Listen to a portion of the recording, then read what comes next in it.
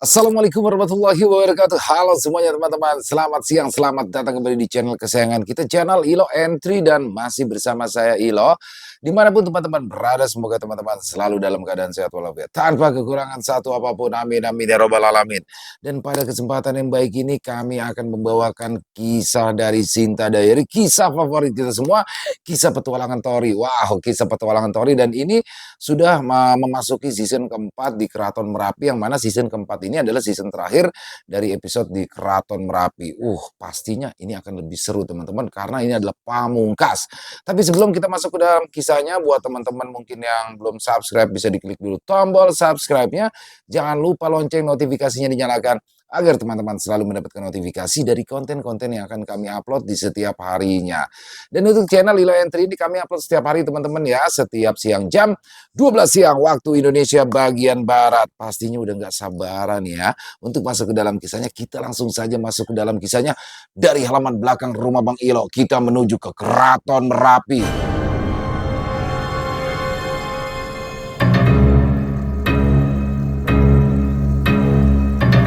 Pertempuran dahsyat di kota Bila. Keraton Merapi part 16.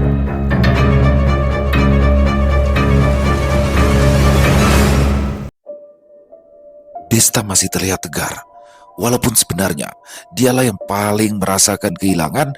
Para penduduk desa Karangputih kemudian membuat sebuah patung yang nantinya menjadi simbol dari kota Karangputih.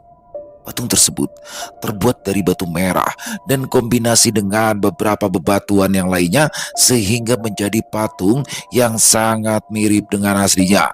Patung tersebut berbentuk seekor singa jantan yang dinaiki oleh anak perempuan yang tersenyum bahagia. Di bawahnya ada beberapa kata dengan tulisan aksara Jawa yang artinya, "Sungai Gunung Batu Merkah, air jernih mengalir ke bendungan, singa agung membawa berkah, Dewi Hutan berikan perlindungan."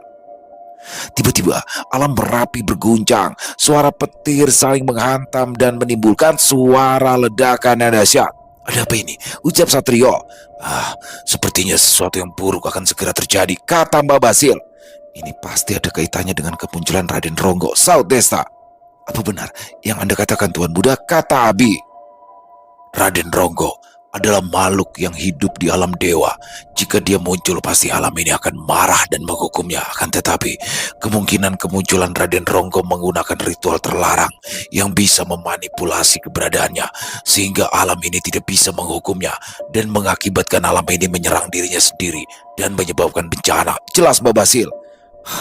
"Ini jelas-jelas situasi yang buruk. Kita kembali ke desa Banyumili," ucap Desta. Desta dan rombongannya segera kembali ke desa Banyumili. Desta segera kembali ke villa untuk beristirahat. Semakin hari, alam Merapi semakin rusak. Petir menyerang ke segala arah yang membuat beberapa wilayah rusak. Untungnya, pelindung yang Jaka pasang cukup kuat. Meskipun sekali hantaman petir langsung merusak pelindung tersebut, adanya susunan kebangkitan membuat pelindung tersebut pulih dengan segera.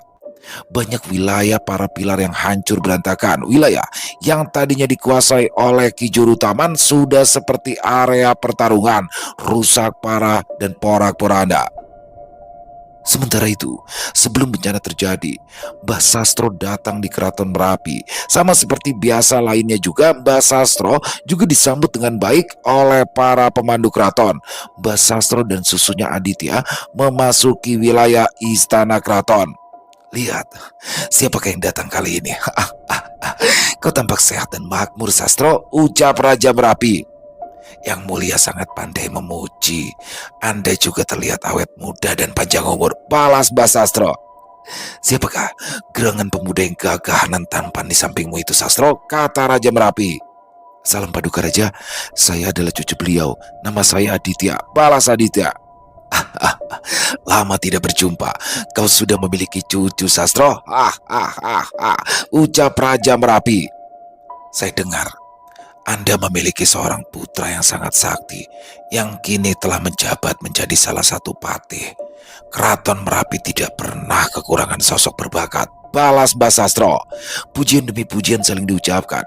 Basa-basi yang cukup panjang yang sudah menjadi adat keramahan Keraton Merapi. Lalu, kali ini ada keperluan apa kau kemari kawanku? Tanya Raja Merapi. Yang mulia, sebelumnya saya minta maaf apabila pertanyaan saya ini nantinya menyinggung Anda. Saya diminta oleh mantan Sri Paduka Pakualam 8 untuk menanyakan terkait kabar Anda yang mulia. Karena sudah sejak lama sekali Keraton Merapi tidak lagi saling bertukar informasi dengan Paku Alam ataupun keraton. Sri Paduka khawatir terjadi sesuatu dengan Anda. Kata Mbah Sastro tidak mengatakan yang sebenarnya. Banyak sudah hal yang terjadi beberapa puluh tahun ini. Aku sendiri tidak lagi bisa keluar keraton bahkan hanya untuk menyapa rakyatku saja. Semenjak Kesultanan Merapi berganti pemimpin, semuanya telah jauh berubah dan aku sendiri tidak bisa menanganinya. Aku tahu kedatanganmu tidak hanya untuk menanyakan kesehatanku. Apakah ini berkaitan dengan salah satu pilar terdahulu yang merupakan adik Paduka Pakualam? Ucap Raja Merapi. Benar, benar yang mulia. Banyak kejanggalan yang terjadi atas kematian Jarwo. Karena suatu alasan, saya diperintahkan untuk menanyakan kepada Anda yang mulia. Balas Mbah Sastro. Belum lama ini, cucu Ki Wongso juga datang kemari. Dia bersama rombongannya telah menantang Ki Sultan pemimpin kesultanan saat ini. Dan mereka berhasil merebut posisi pilar. Akan tetapi semuanya semakin memanas karena panjang lebar Raja Merapi menjelaskan kunjungan Mbah Sastro tepat sesudah rombongan Desta kembali dari pantai selatan. Mendengar penjelasan Raja Merapi, Mbah Sastro sangat penasaran dengan cucu Ki Wongso ini karena Raja Merapi menceritakan dengan terlalu berlebihan. Dan saat sedang asik-asik mereka berbincang, tiba-tiba saja sesuatu terjadi. Istana keraton bergetar, berguncang hebat, hingga memaksa seluruh penghuni istana keluar. Di langit yang kelam itu, petir saling menyambar, menimbulkan suara yang memekakkan telinga. Mbah Sastro menyadari akan terjadinya bencana besar. Dia tidak ingin cucunya mendapatkan masalah dan segera untuk meninggalkan Keraton Merapi. Yang mulia, saya mohon undur diri. Kedatangan saya kali ini sepertinya kurang tepat, ucap Mbah Sastro. Ya, pergilah Sastro. Maaf atas sambutan yang kurang sopan ini, balas Raja Merapi. Saya yang harus berkata demikian yang mulia. Kami mohon pamit, kata Mbah Sastro. Naga biru melesat dengan sangat cepat, menghindari setiap kilatan petir yang berusaha menyambar. Meskipun naga biru hanyalah hewan mistis biasa, tetapi kecepatannya sangat luar biasa. Hanya dalam sekejap, Mbah Sastro tiba di mana ia menginap. Di penginapan ternyata saat itu terjadi hujan yang sangat lebat disertai angin dan kilat. Bangku-bangku yang berada di taman beramburan, pohon-pohon tua yang mati tumbang tersapu angin. Mobil-mobil yang terparkir di luar kawasan restoran tak jauh dari hotel alarmnya mulai berbunyi bersahutan. Apa yang sebenarnya terjadi dengan alam Merapi? Ucap Mbah Sastro lirih sambil mengelus jenggot. Hujan angin dan kilat juga terjadi di wilayah Kali Adem di mana Villa Desta berada. Semuanya sudah kembali termasuk Desta yang kembali belakangan. Wah, hujannya sangat lebat sekali disertai angin dan kilat. Ngeri, ucap Rizka. Lebat sekali hujannya ya, kata Jaka sambil mengambil minuman kaleng di kulkas. Kira-kira apa ada hubungannya dengan alam Merapi ya? Ucap Rama sambil memakan nasi goreng yang Rizka siapkan sebelumnya. Celaka, ucap Desta yang tiba-tiba saja keluar dari kamar. Ada apa sih Dul? Ucap Tori tak jelas karena mulutnya masih terisi penuh dengan makanan. Semuanya juga panik, tidak hanya Tori. Ada apa toh Mas Desta? Tanya Jaka. Aku lapar banget sumpah. Aku mau nasi gorengnya, ucap Desta. Janasu, bikin kaget aja kau ini Dul, kata Tori. Nanti aku jelaskan Des, aku makan dulu, saut Desta. Rasa lapar Desta ternyata lebih tinggi daripada kekhawatirannya dengan apa yang sedang terjadi. Desta makan seperti kesetanan. Untung saja Rizka memasak cukup banyak. Bahaya. Saat aku kembali ke sini, alam Merapi mengalami bencana. Hujan besar yang melanda kali ini kemungkinan ada hubungannya dengan alam Merapi. Jelas Desta setelah menghabiskan minumannya. Suatu bencana yang terjadi di alam jin sampai mempengaruhi cuaca di dunia manusia. Pasti ini bukan bencana biasa. Ini pasti ada kaitannya dengan kemunculan Raden Ronggo. Kita harus mempersiapkan diri kita, ucap Jaka. Ya, Benar yang dikatakan Mas Jaka. Aku takut bencana yang terjadi di dalam Merapi bukan bencana yang ringan. Saud Rio. Bagaimana dengan pelindung yang Mas Jaka pasang di setiap wilayah? Apakah bisa bertahan dengan bencana yang menimpa alam Merapi? Tanya Yuda. Ya, aku sih tidak yakin dengan adanya kerusakan itu pasti, tapi aku tidak bisa menjamin sosok yang ada di dalam susunan pertahanan yang aku buat bisa selamat dari bencana. Jelas Jaka. Kali ini, sepertinya aku tidak akan main-main. Mungkin aku akan mengerahkan segala yang aku punya, meskipun sebetulnya aku enggan melakukannya. Tapi jika terpaksa, mau bagaimana lagi? Ucap Tori. Benar, untuk kali ini akan sangat berbahaya. Semuanya yang terlibat saat ini aku harap jangan memaksakan diri. Jika tidak yakin dengan kemampuan, lebih baik jangan ikut lagi. Saud Jaka. Ya, benar yang Mas Jaka katakan. Jangan memaksakan diri kalian, kata Desta. Keputusan yang sulit untuk mereka. Bagi Jaka dan Tori, hal semacam ini tidak akan membuat mereka mundur. Akan tetapi, mereka juga bisa memutuskan sendiri apakah mereka ingin berhenti atau tidak. Semua keputusan ada pada diri masing-masing. Meskipun situasi sangat berbahaya, mereka juga belum pernah mengerahkan segala kemampuannya. Keputusan apa yang akan mereka ambil dan apakah Basastro akan terlibat di dalamnya? Dalam kebimbangan, mereka saling berpikir untuk memutuskan langkah seperti apa yang harus diambil. Ini bukan untuk terlihat keren, tapi benar-benar nyawa sebagai taruhannya. Lawan kali ini bukanlah sekedar Raja Jin, tapi dari tempat yang lebih tinggi. Walaupun belum diketahui seperti apa kemampuan Raden Ronggo, tapi sosok yang mampu membuat alam bergejolak marah sudah jelas. Dia bukan makhluk yang mudah untuk dihadapi. Aku mungkin tidak memiliki kemampuan yang luar biasa untuk dibanggakan, tapi aku tidak akan mundur setelah terlibat di dalamnya, ucap Rama. Kami sebetulnya sih takut, tapi diri kami yang lain terus mendorong kami untuk tetap maju. Kami tidak tahu akan seperti apa nanti situasinya, tapi kami percaya bisa menjaga diri kami sendiri. Jadi kami akan tetap ikut. Saud Diva. Aku ikut, kata Yuda singkat. Mana mungkin aku melewatkan sesuatu yang menyenangkan, ucap Rio. Ya, aku tahu kalian pasti belum mengerahkan seluruh kemampuan kalian, tapi aku minta kalian harus berhati-hati, tutur Desta. Kali ini kemungkinan akan menjadi pertarungan kelompok. Hindari pertarungan secara individu, karena itu akan merugikan kita. Kesultanan Merapi tidak akan mungkin melakukan secara jujur, jadi kita harus tetap waspada, ucap Jaka. Ya, itu semua sudah jelas. Dalam pertarungan segala cara bisa dilakukan untuk menang.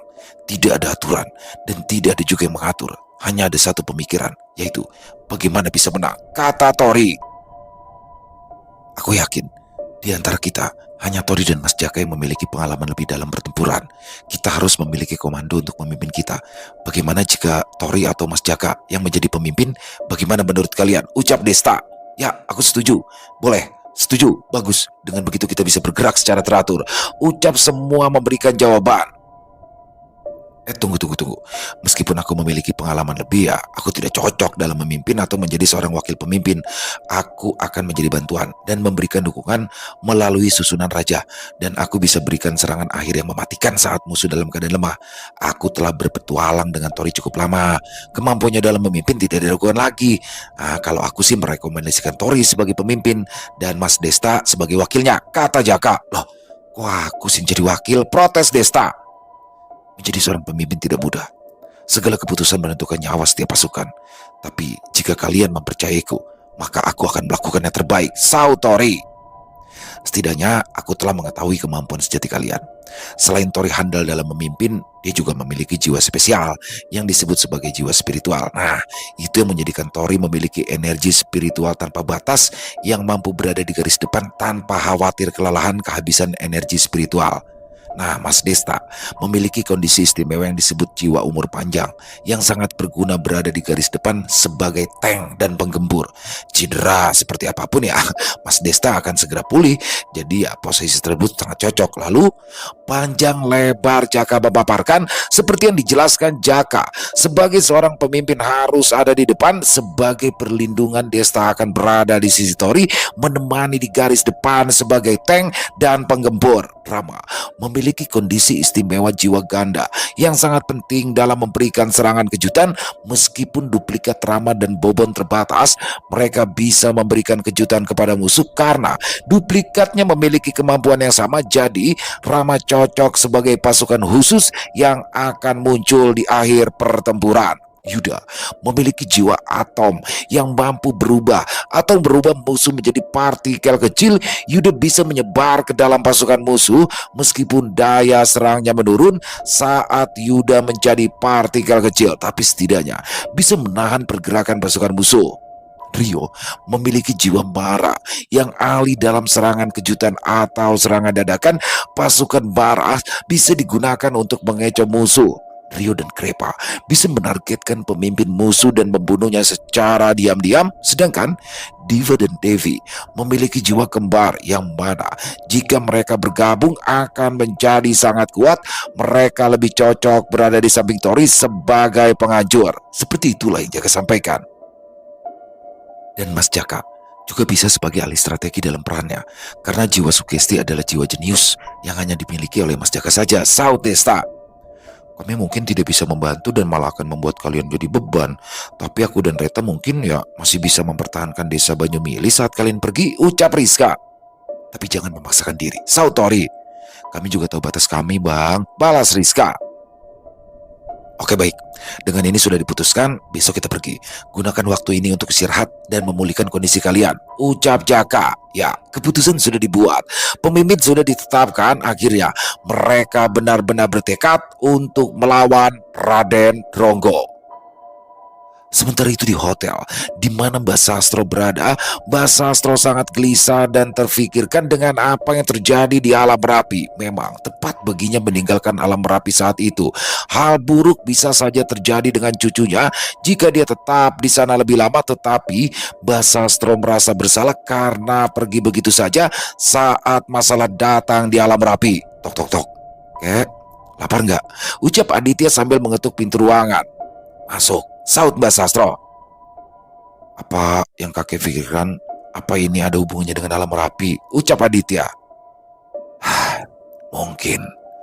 Dahulu aku dan Raja Merapi pernah beberapa kali bertarung bersama melawan 13 kekuatan besar sebelum memutuskan untuk pensiun dari aktivitas spiritual.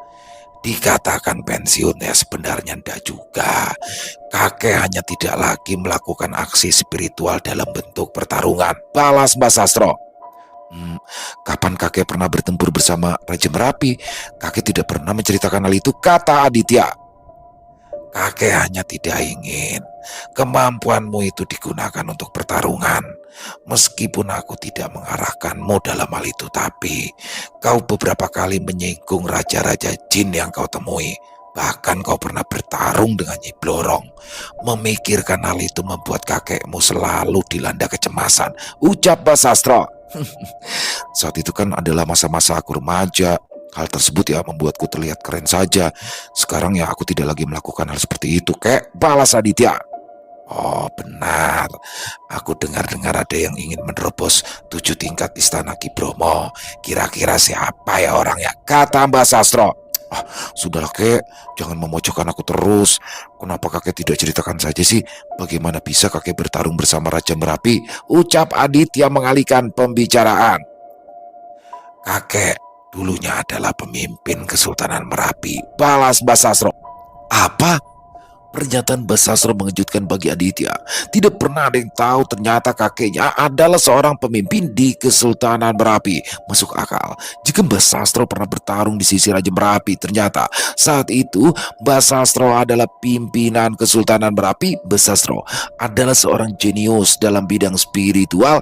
Saat beliau berumur 40 tahunan, dia adalah seorang pemimpin di Kesultanan Merapi. Tentunya beliau juga mengenal Ki Wongso, kakek Desta, dan juga Jarwo, Gatot, dan Jana karena mereka berempat adalah bawahan Mbak Sastro. Bahkan 3 pilar lainnya adalah pengawal pribadi Mbak Sastro saat itu. Saat Mbak Sastro memutuskan untuk pensiun, posisi pemimpin kesultanan diambil alih oleh Ki Sultan yang telah memenangkan sayembara pemilihan kesultanan. Setelah Ki Sultan menjadi pemimpin, 3 kursi kosong posisi pilar digantikan oleh anak-anak Ki Sultan. 3 posisi pilar tersebut milik pengawal Mbak Sastro. Mbak Sastro mundur, mereka pun juga ikut mundur. Kurang lebih, Mbah Sastro menjabat menjadi pemimpin kesultanan sekitar 30 tahun lebih. Jika 1 jam sama dengan 1 hari di Merapi, maka 1 bulan sama dengan 2,5 tahun di alam Merapi, dan 1 tahun sama dengan 30 tahun di alam Merapi. Jadi, jika 30 tahun beliau menjabat menjadi pemimpin kesultanan Merapi, maka sama saja beliau menjabat selama 900 tahun lebih di alam Merapi. Setelah Mbah Sastro pensiun, tidak diketahui lagi perkembangan alam Merapi, dan kini beliau tahu alam Merapi sedang dilanda musibah yang besar. Aku tahu apa yang kakek khawatirkan. Aku tidak akan mencegah kakek. 30 tahun atau setara dengan 900 tahun di alam Merapi bukan waktu yang singkat. Pasti banyak kenangan suka dan duka bersama Raja Merapi. Tapi jika kakek memutuskan untuk membantu Raja Merapi, aku juga ikut. Aku tidak selemah yang kakek pikir, ucap Aditya. Aku tahu siapa yang menilai kamu itu lemah. Kamu adalah cucuku sekaligus muridku. Kemampuanmu saat ini bahkan baru bisa aku capai saat aku berusia 40 tahun. Kamu jauh lebih berbakat daripada kakek. Istirahatlah. Besok kita pergi, ucap Mbah Sastro. Siap, semangat Aditya membara. Mbah Sastro akhirnya memutuskan untuk membantu Raja Merapi. Kali ini cucunya juga mendampingi Aditya. Juga bukan orang sembarangan. Saat Aditya menantang Nyi Blorong, saat itu Aditya baru berumur 15 tahun dan bisa bertarung dengan Nimba. Saat ini Aditya berumur 30 tahun. Entah seperti apa kemampuannya. Mbah Sastro menatap langit di balik kaca penginapan. Kilatan cahaya petir menerangi sekilas dan memantulkan bayangan di belakang Mbah Sastro. Tidak sekedar bayangan, tetapi ada 3 bayangan misterius yang terlihat. Kalian mendengarnya ya? Kita akan kembali ke sana, ucap Mbah Sastro kepada ketiga bayangan misterius tersebut. Hari yang dinantikan telah tiba. Hujan deras yang melanda kawasan Kaliurang telah reda. Hujan yang sangat deras itu baru reda setelah sehari semalam yang menimbulkan sungai-sungai banjir. Di alam Merapi sendiri jauh lebih parah. Meskipun bencana hebat telah reda, tak bisa dielakkan kerusakan besar yang ditimbulkan. Kota Pilar, Desa Banyumili, Karangputih, Kedung Ombo, Watu Wesi, dan Pring Petung juga tidak terhindar dari bencana tersebut. Meskipun tidak ada korban jiwa, sebagian besar wilayah mengalami kerusakan. Tuan muda, akhirnya Anda muncul, kata Ki Clara. Apakah kerusakan akibat bencana itu menimbulkan korban? Tanya Desta. Bencana terjadi kurang lebih 30 hari. Memang banyak tempat yang mengalami kerusakan, tapi masih bisa diminimalisir oleh pelindung yang dipasang oleh Tuan Jaga. Jadi tidak ada korban sama sekali di semua wilayah termasuk di Kota Pilar, jelas Ki Clara. Apakah ada pergerakan dari Kesultan? Tanya Tori. Sejauh ini tidak ada, Tuan, karena pihak mereka juga pasti merasakan bencana yang terjadi. Tapi saya mendapatkan informasi bahwa Raden Ronggo telah tiba, hanya menunggu waktu hingga ia mulai beraksi, ucap Ki Clara. Dengarkan, mulai sekarang Tori akan menjadi pemimpin tertinggi dan aku akan menjadi wakilnya. Ini kesempatan bagi kita untuk segera menyiapkan kekuatan, kata Desta. Benar. Tarik semua pasukan yang sedang mencoba untuk memperbaiki wilayah yang rusak. Tinggalkan saja untuk sementara. Kumpulkan semua prajurit yang siap bertarung di semua wilayah dan berkumpul di Kota Pilar, ucap Tori. Baik, segera saya laksanakan, jawab Ki Clara. Mas Rama, berapa banyak kau dan Bobon menciptakan klon? Tanya Tori. Sebetulnya jiwa ganda adalah kemampuan Bobon. Aku hanya bisa membuat 20 duplikat. Bobon bisa 30 duplikat. Jadi total ada 52 termasuk diriku, jelas Rama. 50 orang, ya sudah lebih dari cukup untuk menjadi pasukan penyergapan. Ditambah lagi kemampuan mereka setara dengan aslinya. Pasukan ini akan menjadi pasukan khusus yang bertindak di akhir. Sebelum giliran tiba, hematlah energi spiritual Mas Rama, kata Tori. Mas Rio, sebisa mungkin juga jangan bertindak sebelum ada aba-aba dariku atau Jaka. Mas Rio memiliki tugas melumpuhkan pemimpin musuh. Tapi jika musuh kuat, jangan memaksakan diri. Cari kesempatan yang tepat. Jangan keluarkan pasukan Mara lebih awal. Itu akan menjadi kartu as kita nantinya, ucap Tori. Siap Mas Tori, saut Rio. Instruksi selanjutnya Jaka yang mengatur semua. Setelah semuanya siap, mereka langsung menuju ke Kota Pilar. Meskipun bencana melanda di alam Merapi, jalur tak berujung tidak mengalami dampak sedikit pun. Saat tiba di wilayah Kota Pilar, semua penduduk Kota Pilar menyambut dengan meriah.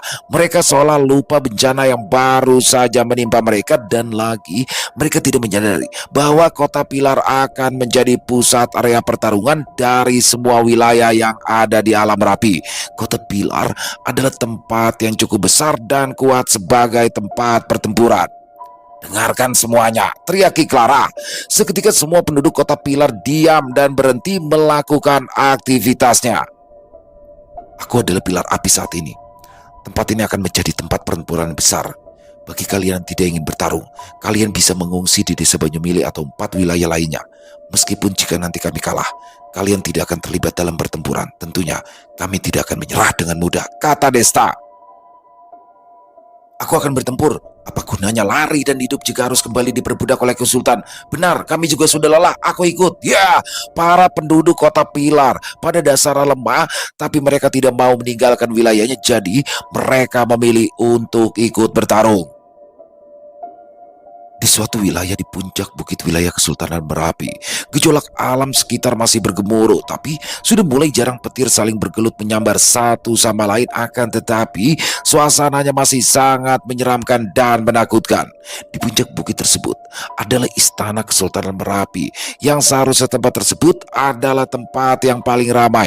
Banyak makhluk berlalu lalang melakukan aktivitasnya saat itu, seperti istana yang mati, sepi, sunyi, dan seperti tidak ada tanda-tanda kehidupan. Suasana tersebut memang sudah terjadi semenjak Kesultanan dipimpin oleh Ki Sultan, tapi masih ada sedikit aktivitas. Saat itu benar-benar sepi dan suasana mencekam, seperti ada sosok berbahaya di dalamnya. Ampun, ampun, "Carikan aku jiwa yang layak. Yang kau berikan bahkan tidak memulihkan 1% dari kekuatanku. Carikan aku jiwa manusia sekarang, atau anak-anakmu yang akan menggantikannya," ucap Raden Ronggo yang baru saja selesai menghisap jiwa makhluk lainnya. Ketika anak Ki Sultan, Galung, Barong, dan Gojar gemetar kala mendengar penuturan dari Raden Ronggo. "Baik, baik Raden Ronggo, segera kami akan pergi," ucap Ki Sultan. Saat ini, Raden Ronggo masih dalam keadaan lemah. Meskipun ritual pemanggilan mengabaikan resiko adanya hukuman dari langit, Raden Ronggo masih mengalami kerugian. Kemampuannya menurun setengah akibat dari ketidaksempurnaan susunan pemanggilan tersebut, karena masih kekurangan jiwa manusia sebagai sarana penting dalam susunannya. Sebetulnya, susunan pemanggilan sudah selesai sejak lama, tapi karena sebagian jiwa yang didapatkan telah diserap oleh anak-anak Ki Sultan, hal itu membuat susunan pemanggilan menjadi tidak sempurna.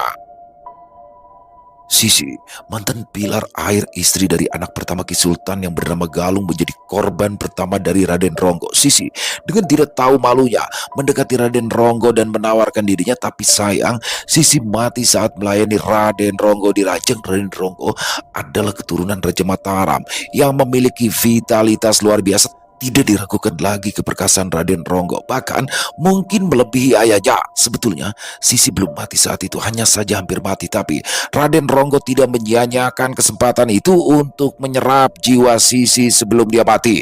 Meskipun Raden Ronggo mengalami penurunan, kemampuannya masih di atas Ki Sultan, mungkin berada di ranah kaisar dan setara dengan Raja Merapi. Maka dari itu, Raden Ronggo tidak bergerak langsung sebelum kekuatannya kembali seperti semula.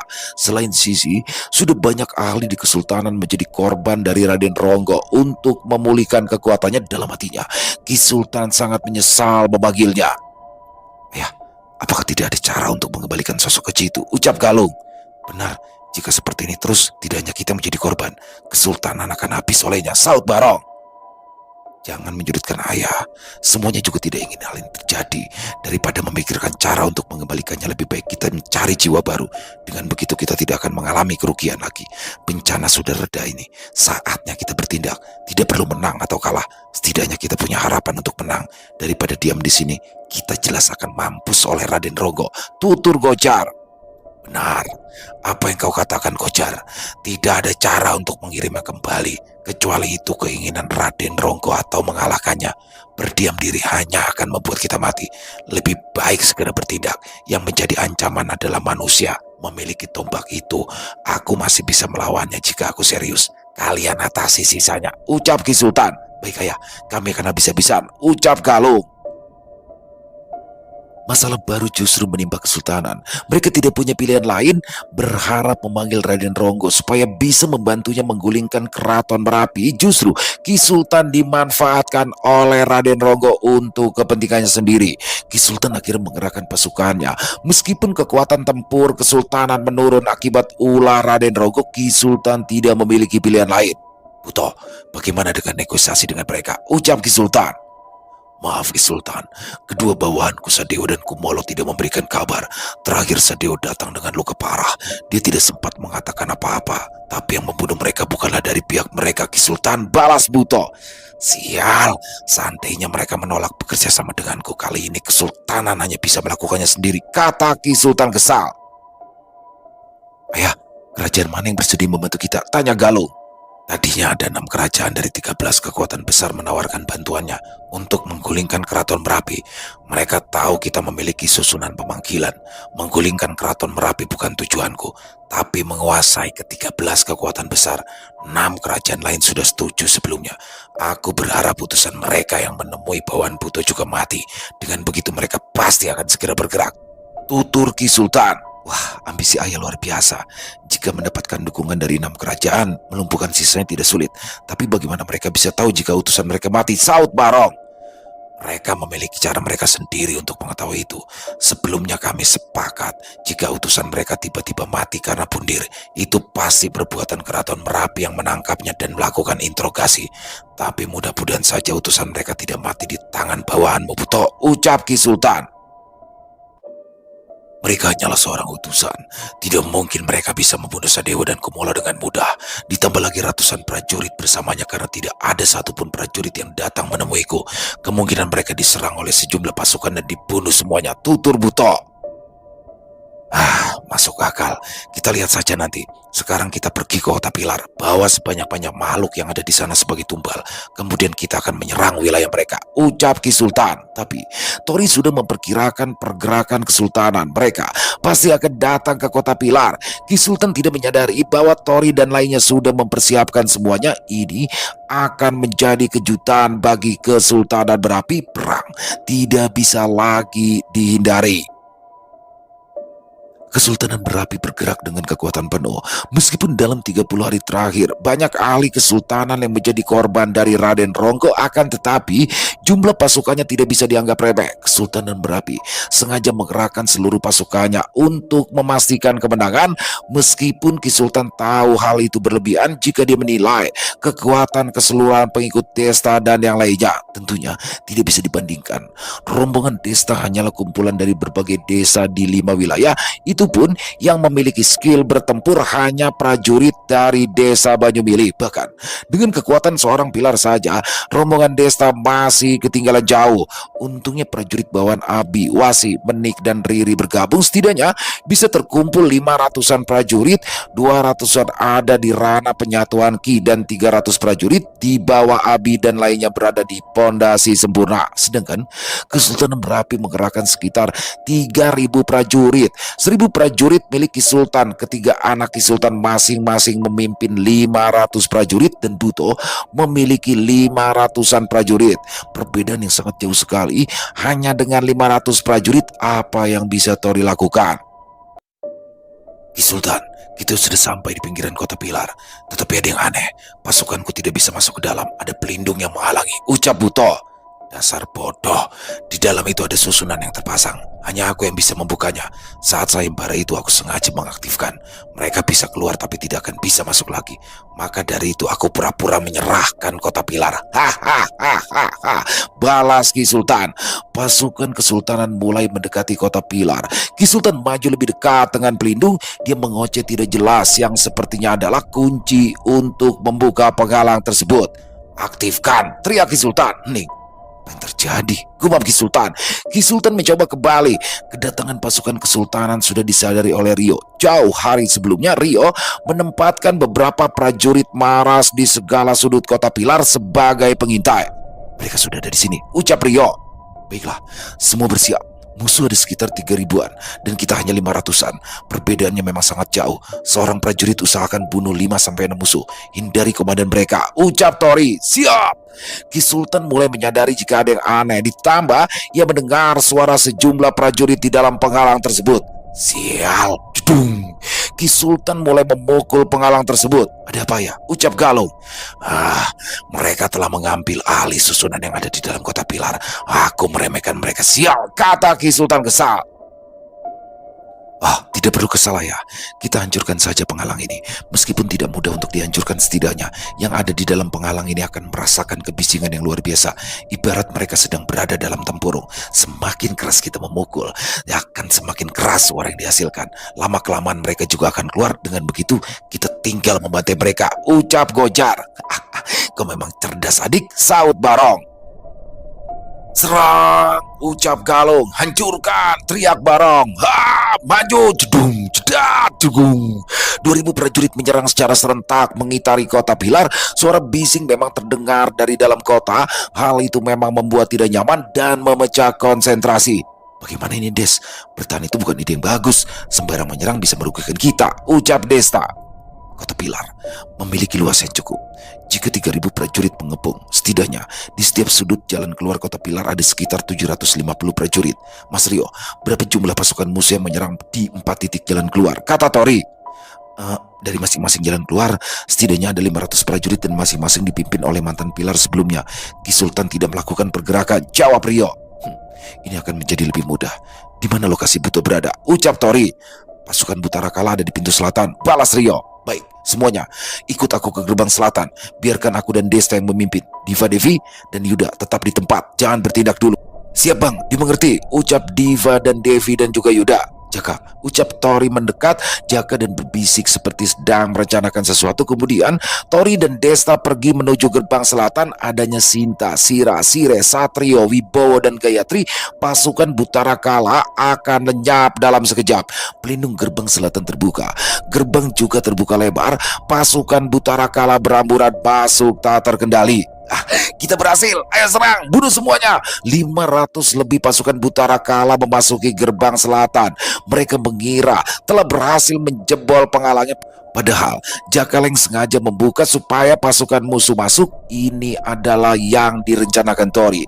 Dia berencana menjebak pasukan Butarakala dan membantainya di dalam. Tunggu, semuanya jangan bertindak gegabah. Ini aneh, tidak ada tanda-tanda musuh, ucap Buto. Apa mereka sudah ketakutan dan kabur duluan, Tuan? Ucap Bawan Buto. Mau kabur kemana mereka? 4 gerbang sudah dikepung. Palingan mereka sedang berkumpul ketakutan, saut Bawan Buto lainnya. Buto masih memiliki 5 bawahan kuat seperti Sadewo. Secara keseluruhan pasukan Buto yang paling banyak di antara semua Pilar sebelumnya. Pasukan Butarakala masuk perlahan hingga keseluruhan prajurit masuk kurang lebih 300-an meter mereka dari gerbang. Gerbang selatan tiba-tiba tertutup rapat. Tuan Buto, gerbang selatan tertutup, ucap salah satu bawahan Buto. Apa mereka berencana menjebak kita? Saut Buto. Gemuruh langkah prajurit Tori mendekati pasukan Butarakala. Ya benar, kau memang sudah terjebak. Jedar! Ucapan Tori yang kemudian memanggil tombak naga emasnya. Sial, orang itu bahkan bisa melukai ke Sultan. Lebih baik aku menghindar. Hei, kalian berlima hadang dia. Aku akan mengecek ke belakang. 100 orang ikut denganku, ucap Buto. Tuan Buto menyerahkan tugas penting ini pada kita. Jika kita bisa membunuhnya, kita bakalan naik pangkat. Ayo, mari kita habisi dia, ucap Bawan Buto. Semuanya, ini saatnya kita balas perbuatan mereka. Bunuh semua, perintah Sentano. Pasukan Butarakala dan pasukan yang dipimpin oleh Sentano bertabrakan. Pertempuran sengit akhirnya dimulai. Buto dan 100 prajurit lainnya segera pergi ke gerbang barat, berniat untuk menghancurkannya. Buto tahu dia tidak akan bisa menang melawan Tori. Dia sengaja menumbalkan anak buahnya. Tori sebetulnya tidak ingin bertarung. Dia hanya menggertak Buto. Sesuai yang diharapkan, Buto melarikan diri. Jika Tori ingin bertindak, tidak butuh waktu lama untuk menghabisi pengikut Buto. Tapi yang berhak untuk membunuh mereka adalah prajurit Banyumili yang telah lama menderita oleh prajurit Butarakala. Ini adalah kesempatan mereka. Selain itu, Buto juga tidak akan bisa keluar dari gerbang selatan sebab sial, aku bertindak gegabah, gumam Buto. Tapi Buto langsung berhenti tidak jauh dari gerbang selatan. Mau kemana buru-buru Butara Kala? Ucapan Desta sambil membelakangi Buto dan langsung mengaktifkan ilmu Komara Geni. Ki Wangso, bukan, kau hanyalah cucunya. Buto sempat terkejut dan tersadar dengan labunannya. Semuanya serang, mereka hanya berempat, habisi mereka, perintah Buto. Buto sebenarnya tahu 100 prajuritnya tidak akan bisa mengalahkan salah satunya. Buto berharap bisa melemahkan mereka, tetapi dia sungguh buta. 3 orang di belakang Desta bukanlah sosok biasa. Ketiganya memiliki kemampuan yang setara dengan seorang pilar. Tuan muda, ucap Gayatri. Lakukan semaumu, tapi Buto adalah bagianku, jawab Desta. Dimengerti. String, terdengar petikan alat musik sitar. Cetat, 100 prajurit Butara Kala serentak langsung meledak saat bunyi dari petikan sitar tersebut. Cara membunuh yang bersih dan cepat disebut sebagai irama kematian. Gayatri tidak sesederhana kelihatannya. Meskipun terlihat lemah di antara ketiganya, sebetulnya Gayatri adalah yang terkuat. Konon, jika dimemainkan sitara selama 1 menit saja, gunung bisa langsung rata dengan tanah. Dan salah satu ilmu terlarang yang dimilikinya disebut melodi ganjuran. Satrio dan Wibowo bahkan takut membuat Gayatri marah. Mereka sempat khawatir saat Gayatri meminta untuk bertindak. Untung saja Gayatri tidak berlebihan. Pastinya Desa terkejut, apalagi Buto yang tidak menyadari bahwa ketiganya adalah sosok yang berada di ranah jiwa suci peringkat tinggi. Lalu bagaimana Buto bisa lolos yang hanya memiliki ranah jiwa suci tingkat 2? Kakekku selalu memperlakukanmu dengan baik, aku yakin itu. Bahkan namamu juga didengar di dunia manusia sebagai sosok yang baik, penolong, dan pekerja keras yang bisa menjadi contoh oleh manusia. Karena cerita beliau yang menyanjungmu tidak hanya didengar olehku saja, bahkan seorang manusia memberimu gelar Tinulung untuk makhluk semacam dirimu. Teganya kau mengkhianati kakekku. Ucapan Desa yang diakhiri katanya membuat api Komara semakin membesar. Ki Wangso saja yang terlalu naif. Aku bekerja keras bukan hanya untuk mencari wakil pilar. Jika ada kesempatan Raja Merapi sekalipun akan kubunuh dan kurebut posisinya. Kalian bertiga jangan aneh ikut campur. Aku sendiri yang akan melawannya, ucap Desta. Siap Tuan Muda. Api Ki Wangso sekalipun tidak bisa melukaiku, apalagi kau. Aku terlahir dari perut bumi. Tidak ada api yang bisa membunuhku. Kau benar-benar menilai tinggi dirimu sendiri. Akan aku tunjukkan bagaimana aku melelehkan jiwa kakekmu. Apa kau ketakutan hingga apimu padam? Terima ini. Lumpur api menyelimuti kedua lengan Buto dan langsung menerjang Desta. Desta tiba-tiba sangat marah. Api Komara lenyap. Ya, itu yang dilihat oleh mereka. Tetapi sebetulnya api Komara tidaklah hilang, melainkan api Komara bening. Dalam sejarah keturunan Subhasil tidak ada yang bisa menciptakan api Komara bening. Babasil tiba-tiba muncul karena merasakan perubahan yang aneh dengan api Komara. Tuan Muda dalam bahaya, ucap Satrio. Jangan mendekat, saat ini dia dalam kondisi terkuatnya, ucap Babasil. Maksud Anda Tuan Muda? Kata Gayatri. Lihat saja, balas Babasil. Matilah kau. Siapa sangka cucumu juga akan berakhir di tangan. Mustahil. Butara Kala langsung menjadi patung hitam. Hanya tersentuh sedikit saja api tak terlihat itu. Dikatakan api Komara memiliki tingkatan paling tinggi, yaitu adalah api Komara hitam. Namun sebetulnya ada yang lebih tinggi dari api hitam, yaitu api transparan atau disebut sebagai api surgawi. Sekalipun api hitam disandingkan dengan api surgawi, api hitam akan langsung padam. Api surgawi adalah salah satu elemen puncak seperti petir ilahi atau petir emas dan angin astral. Elemen-elemen tersebut seharusnya tidak diperbolehkan ada di dunia, entah itu dunia manusia atau jin, karena keberadaannya akan menimbulkan bencana yang tidak bisa dibayangkan. Kau bisa tenang sekarang, gumam Desta. Desta terjatuh. Tuan Muda. Kedua kaki Desta hilang. Begitu juga dengan kedua lengannya. Hanya beberapa detik saja Desta menggunakan Komara api surgawi, jiwanya hampir terkikis. Kecepatan regenerasi jiwa umur panjang bahkan tidak bisa mengimbangi daya rusak api surgawi. Untung Desta bisa pulih meskipun perlahan. Aku tidak apa-apa, aku akan segera pulih, ucap Desta. Nah, bagaimana kau bisa menciptakan api surgawi? Bahkan Komara hitam yang termasuk api terkuat saja membutuhkan mantra tambahan untuk memunculkannya. Bagaimana bisa api surgawi muncul? Tanya Babasil. Aku tidak tahu, Mbah. Sesaat setelah aku marah, ada yang membisikkan sesuatu. Dia bilang, aku akan membantumu. Setelah itu, seperti yang telah terjadi. Jawab, Desta. Mbak Basil tidak yakin dengan apa yang dikatakan Desta. Api surgawi tidak akan muncul begitu saja dan tidak akan pernah ada di dunia jin maupun manusia. Konon, jika keberadaan 5 elemen puncak mulai menampakkan diri, hal besar akan segera terjadi. Ada beberapa elemen puncak dan semuanya memiliki kesadaran sendiri. Pertama adalah kemunculan tombak naga emas. Kedua adalah kemunculan biji hitam. Ketiga adalah angin astral. Dan yang keempat adalah kemunculan api surgawi yang didasari oleh amarah Desta yang sangat besar. Hanya kurang 1 elemen puncak lagi untuk memicu kejadian besar tersebut. Tidak jelas kejadian besar apa yang muncul. Apakah ini ada kaitannya dengan Raden Ronggo? Sepertinya bukan.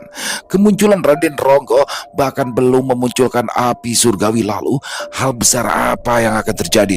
Raden Ronggo saja sudah menjadi momok menakutkan bagi semuanya. Apakah akan terjadi yang lebih mengerikan? Butara Kala, salah satu mantan pilar api bawaan Ki Sultan akhirnya mati. Hanya tersentuh sedikit saja oleh api surgawi, Butara Kala langsung berubah menjadi patung hitam saat Satrio mendekati patung Butara Kala. Dan tanpa sengaja menyentuhnya, patung tersebut langsung terurai dan lenyap. Di lokasi Tori berada, 200 prajurit gabungan desa Banyumili bisa mengungguli pasukan Butara Kala yang berjumlah 400 prajurit. Yang menjadi masalah adalah pimpinan mereka. Tetapi Rio dan Krepa tahu tugasnya. 5 komandan Butara Kala dihabisi duluan oleh Rio dan Krepa, sehingga prajurit dari desa Banyumili bisa lebih mudah untuk membantai sisa-sisa prajurit Butara Kala.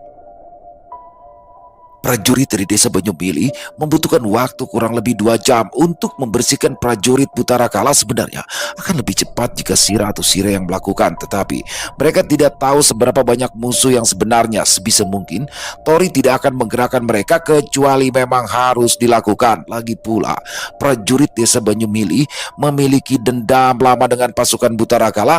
Mereka nekat mengkonsumsi King Sol untuk menaikkan ranah mereka memang untuk momen saat ini. Dul, apa kau baik-baik saja? Ucap Tori melihat Desa yang tampak kelelahan duduk di atas punggung Babasir. Ya, aku baik-baik saja, Des. Hanya sedikit berlebihan, jawab Desa. Sebenarnya apa yang terjadi, Mbak Basil? Tanya Tori.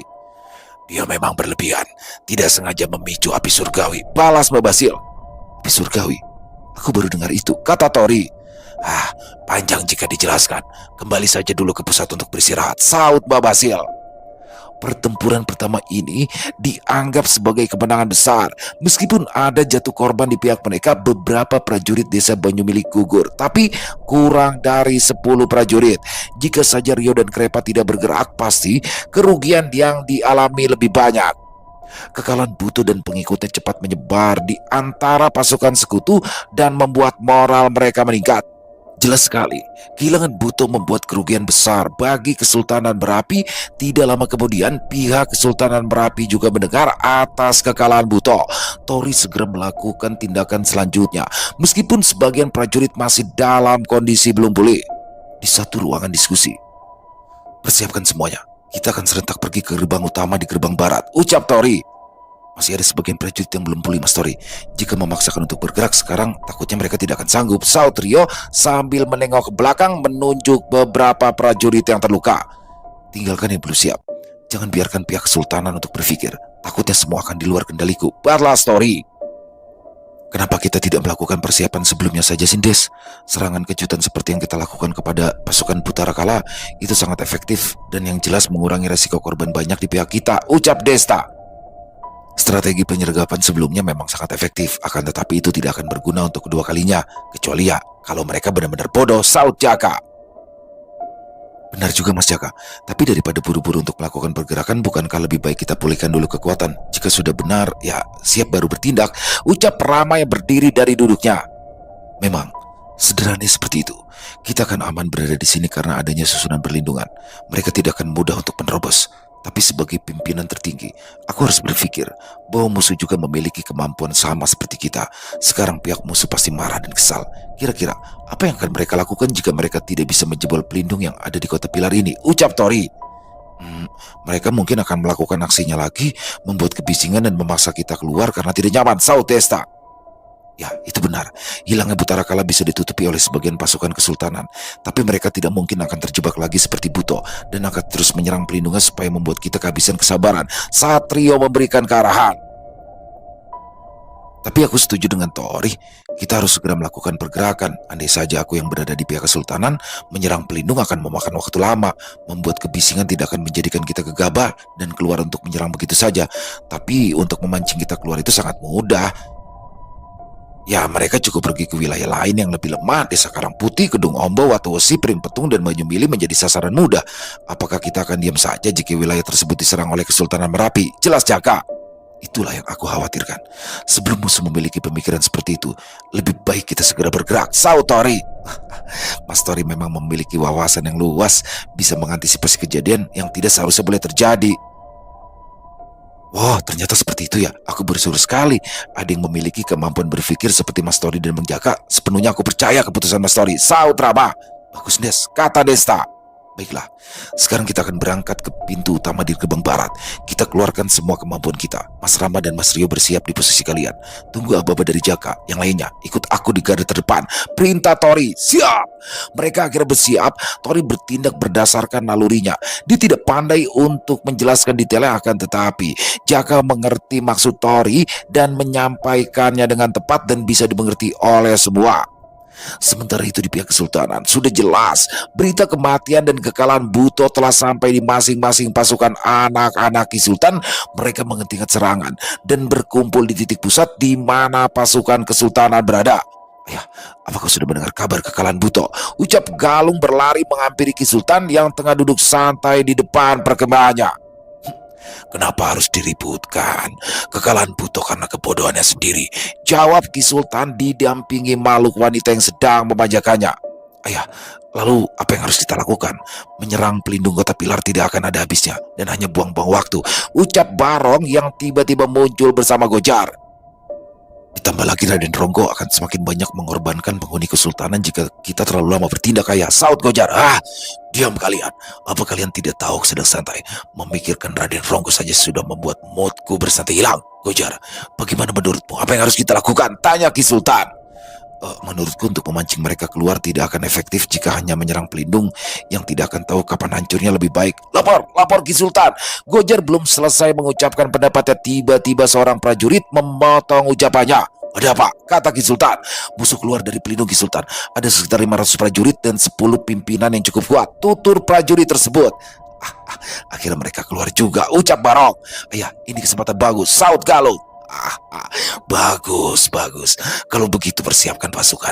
Aku ingin melihat dengan mataku sendiri bagaimana mereka bisa searogan ini. Ucap Ki Sultan sedang. Tunggu dulu, ayah. Aku belum selesai menyampaikan pendapatku, tapi menurutku lebih baik. Diam Gojar. Ini adalah kesempatan yang baik. Tidak ada sesuatu hal yang baik selain memberikan pelajaran kepada mereka sekarang. Ki Sultan langsung memotong ucapan Gojar. Gojar adalah salah satu yang memiliki kemampuan dan strategi perang. Dia cukup cerdas dan berwawasan. Kesultanan Merapi sebetulnya juga memiliki seorang ahli penasehat yang hebat, seorang wanita yang pintar dan berbakat. Tapi sayang, Raden Ronggo menginginkannya. Wanita itu akhirnya mati di ranjang. Dengan intuisinya sendiri, Ki Sultan mengambil keputusan untuk melakukan serangan. Galung, Barong, Gojar, pimpin pasukan kalian dan musnahkan mereka. Galung, kau yang akan bertanggung jawab sebagai pimpinan tertinggi. Perintah Ki Sultan. Baik, ayah, aku tidak akan mengecewakanmu, jawab Galung. 1.500 pasukan berangkat, 3 kali lipat lebih banyak dari pasukan Tori. Galung jelas sangat percaya diri. Selisih jumlah pasukan yang cukup besar. Sekuat apapun Tori tidak mungkin bisa menghancurkan pasukan sebanyak itu. Apa yang harus Tori lakukan untuk mengimbangi perbedaan jumlah pasukan? Gojar sebetulnya memiliki ide untuk melakukan pergerakan menyerang wilayah lainnya terlebih dulu, seperti wilayah Banyu Mili dan lainnya. Andai saja pergerakan Tori terlambat, kekhawatiran Tori pasti terjadi. Untung saja Ki Sultan lebih percaya dengan keputusannya sendiri. Akan tetapi, meskipun rencananya sesuai dengan perkiraan Tori, melawan 1.500 pasukan dengan 500 pasukan itu masih sangat mustahil untuk menang. Mereka datang, Des. Banyak sekali mereka, ucap Desta. Yuda, Maaf merepotkanmu kali ini, kata Tori.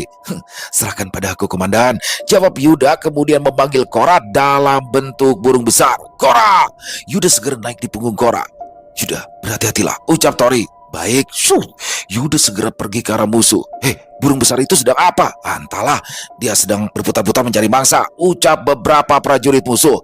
Kak, mengganggu sekali si burung itu, kata Barong. Bunuh saja, ucap Galung. Korra dan Yuda langsung menghilang. Mereka menjadi partikel kecil dan menyebar menyeluruh di antara ribuan pasukan. Efeknya memang berkurang sangat banyak saat Yuda menyebar. Tapi bagi prajurit yang memiliki ranah cukup rendah akan terganggu. Satu partikel yang menyentuh para prajurit bisa membatasi pergerakan mereka. Ada yang pincang, buta sebelah, tangannya sulit bergerak, dan lain sebagainya. Tapi untuk prajurit yang kuat dan para pemimpin tidak akan terpengaruh. Tapi bantuan Yuda sudah mengurangi efektivitas mereka setengahnya. Gojar, ada apa dengan pasukanmu? Ucap Barong. Aku tidak tahu, Kak, jawab Gojar. Sudahlah, jangan menunda waktu lagi. Barong, ambil sisi kanan, Gojar kiri, himpit mereka dan hancurkan. Aku akan menyerang saat musuh mulai kewalahan. Perintah Galung. Baik, Kak. Mereka berdua langsung melakukan apa yang diperintahkan oleh Galung. Dalam hal kemampuan, Barong adalah yang terkuat. Ditambah ia memiliki 2 pengawal yang berada di ranah jiwa suci dan puluhan prajurit ranah sugesti. Gojar tidak begitu kuat. Meskipun berasal di ranah jiwa suci tingkat tinggi, tapi skill racunnya sangat mematikan. Kedua pengawal Gojar juga berada di ranah jiwa suci. Keduanya memiliki kemampuan tempur yang hebat yang setara dengan Barong. Meskipun hanya memiliki prajurit di ranah sugesti lebih sedikit dibandingkan milik Barong, kemampuan mereka tidak kalah unggul. Dul, kau hadang di sisi kanan. Bawa 200 prajurit. Abi dan Wasi ikuti Desta. Perintah Tori. Siap, baik Tuan. Diva dan Devi hadang sebelah kiri. Bawa 200 pasukan bersama Menik dan Riri. Sira, Sire, kawal mereka, ucap Tori. Siap Tuan. Sira dan Sire hanya mengangguk. Hanya ada 100 prajurit yang bersama Tori. Itu pun prajurit desa Banyumili dan beberapa yang mengalami luka saat melawan prajurit Butarakala. Apa yang akan kau lakukan, suamiku? Apa kau mau menyerangnya dengan sisa prajurit yang ada? Tanya Sinta. Tidak, istriku. Selama dia tidak bergerak, kita tidak akan menyerang. Aku yakin dengan 200 prajurit mereka bisa menahan serangan dari kiri dan kanan. Balas Tori. Niat ingsun, ajiku komara geni, berdum, serang. Apa-apaan? Kok mereka bisa memblokir seranganku? Ucap Desta. Jangan gegabah, nak. Mereka memiliki ahli dalam hal perlindungan. Pertempuran ini tidak semudah yang pernah kita lalui sebelumnya, saut Mbak Basil. Mereka adalah prajurit kesultanan. Meskipun bukan prajurit inti, mereka cukup sulit dikalahkan. Bahkan kami bertiga yang berada di ranah jiwa suci tingkat tinggi sekalipun tidak akan mudah melawan mereka. Kita sudah kalah dalam hal jumlah, bisa bertahan sudah cukup bagus, ucap Satrio tangan kanan yang mengusap dagu. Ya benar, yang membuatku heran, pasukan kita 200 prajurit bahkan bisa menahan 500 prajurit musuh. Jelas mereka bukan prajurit sembarangan, kata Wibowo berdiri tegak melihat pertempuran yang berlangsung. Mereka adalah pasukan Abi dan Wasi, memang tidak sederhana. Prajurit mereka setara dengan prajurit elit di Kesultanan. Begitu juga prajurit Menik dan Riri, saut Gayatri yang sedang memanjakan rambutnya sendiri. Tiba-tiba formasi pasukan Abi berantakan diserang oleh sosok yang kuat. Cepat atur kembali barisan, jangan terpecah belah, teriak Abi. Oh, kau pemimpinnya rupanya, ucap sosok misterius hendak menerjang Abi. Tuan Abi, awas, teriak bawahan Abi. Sial, tidak sempat. Apakah ini akhir bagiku? Gumam Abi menengok ke arah serangan. Bletang. Kalau kau ingin bertarung, carilah yang sepadan, ucap Wibowo setelah menghalau serangan yang akan menimpa Abi. Tuan Wibowo, terima kasih, ucap Abi. Pergilah, atur pasukanmu, serahkan dia padaku, balas Wibowo. Baik Tuan. Wah. Tidak aku sangka akan bertemu denganmu sebagai musuh Wibowo, ucap Kuntoro, jiwa suci tingkat tinggi. Aku tidak menyangka kau akan menjadi peliharanya Ki Sultan Kunto. Adanya dirimu di sini, pasti dia juga di sini, balas Wibowo. Cebung. Apa kau mencariku? Serat. Satu sosok kuat lainnya datang dan langsung menyerang Wibowo diam-diam. Meskipun Wibowo berhasil untuk bertahan, dia masih terbental beberapa meter ke belakang. Kau dan Kuntoro sama saja, sama-sama licik, ucap Wibowo sambil berdiri setelah hampir terjatuh menahan serangan. Bicara apa kau Wibowo? Ini medan perang, apa yang kau harapkan? Kejujuran? Hahaha. Balas Aji, jiwa suci tingkat tinggi. Di atas Kuntoro dan Aji, ada sosok yang tiba-tiba melesat ke arah mereka. Jedung. Uah! Seseorang menyerang dari atas, senjata berat hampir saja menghantam Kuntoro dan Aji jika mereka sedikit saja terlambat untuk menghindar.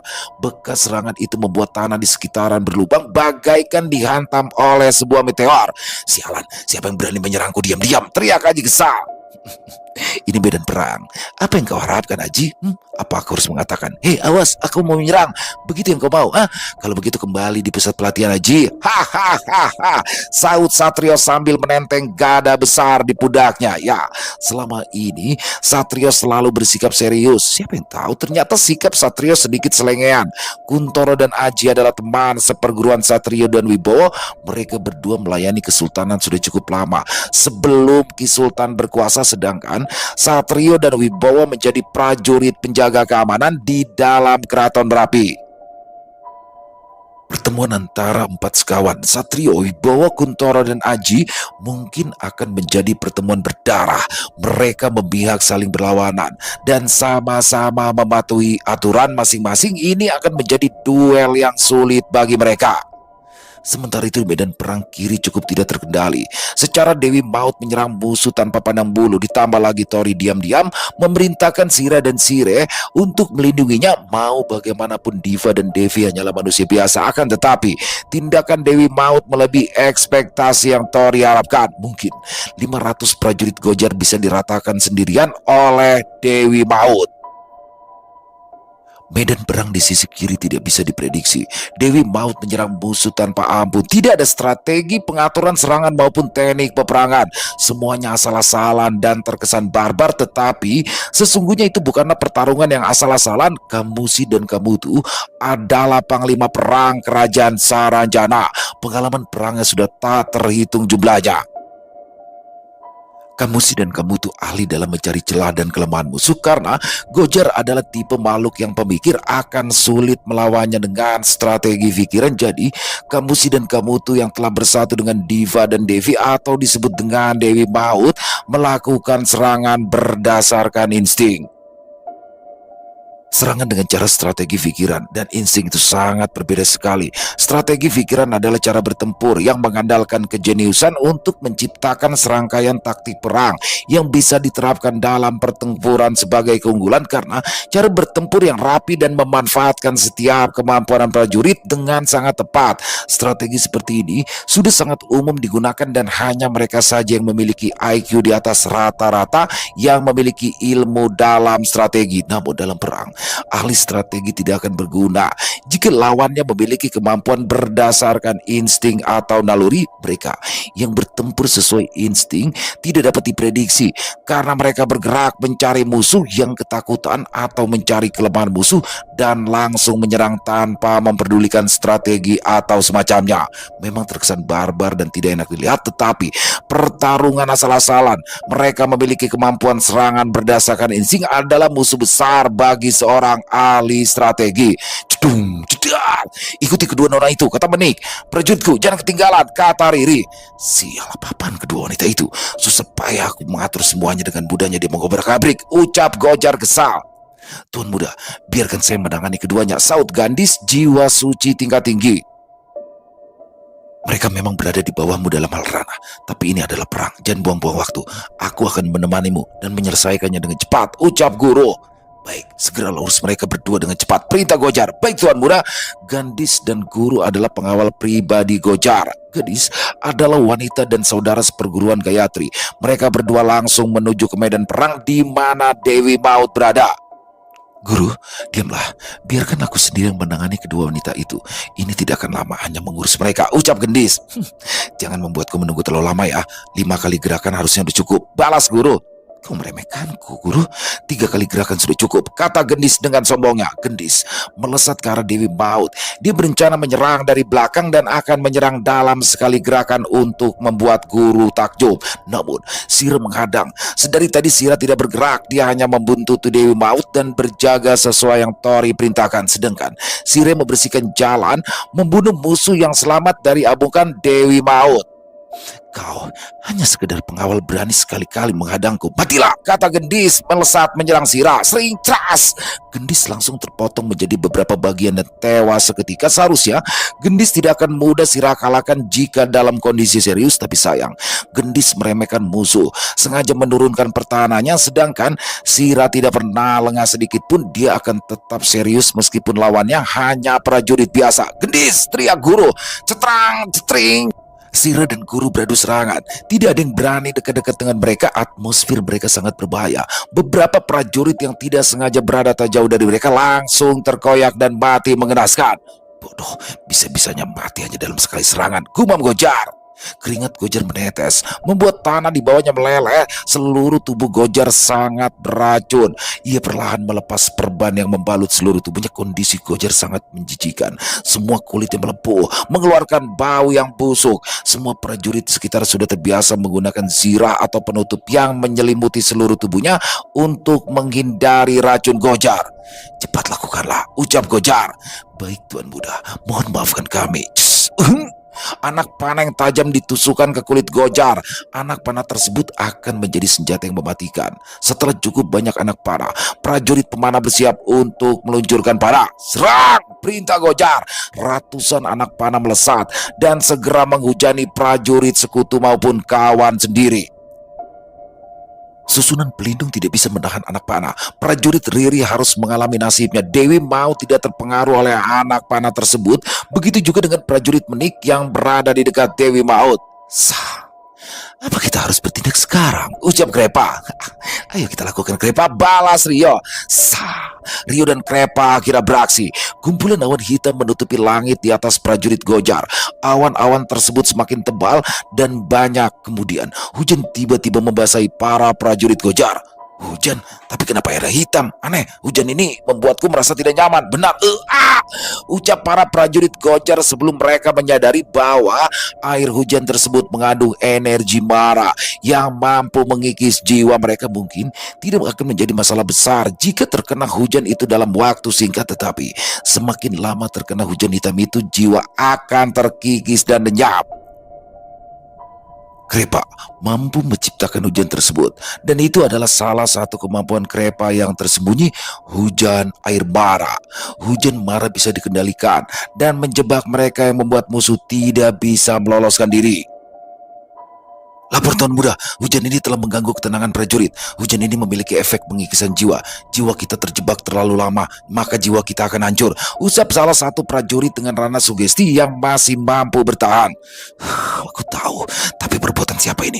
Segera pindahkan prajurit lainnya untuk keluar dari jangkauan hujan, perintah Gojar. Baik Tuan Muda. Prajurit Gojar segera dipindahkan, namun sayang semua sia-sia. Mereka semua telah terjebak ke dalam hujan air mara. Krepa, jika kita membunuh makhluk itu, kekuatan prajurit Maras akan semakin kuat. Korosi Mara juga akan bertambah kuat karena dia ahli racun. Itu akan menjadi bantuan kuat untuk menjadi prajurit Maras, ucap Rio. Sah, itu sudah jelas. Tapi hujan ini tidak akan mudah untuk membunuhnya. Akan butuh waktu yang lama, balas Krepa. Tidak masalah, kita tunggu saja sampai mana batasnya, ucap Rio. Sah, menyenangkan sekali.